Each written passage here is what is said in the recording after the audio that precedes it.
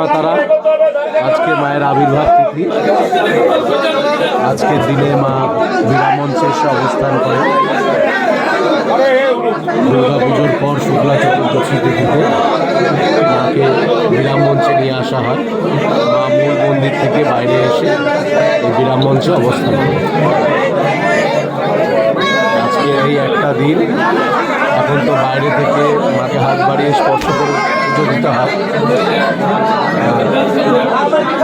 বছরে এই একটা দিন মা বিরামঞ্চে থাকে এবং সমস্ত যজমানরা, যাত্রীরা, মায়ের ভক্তরা মাকে জড়িয়ে ধরে স্পর্শ করে পুজো দিতে পারে। এবছর তো হবে না, সামনের বছর যদি সম্ভব হয় তাহলে এই দিনে মায়ের কাছে মাকে জড়িয়ে ধরে স্পর্শ করে জয় মাতা। সকলে ভালো থেকো, সুস্থ থেকো। আজ মায়ের আবির্ভাব থেকে মায়ের শুভ জন্মদিন।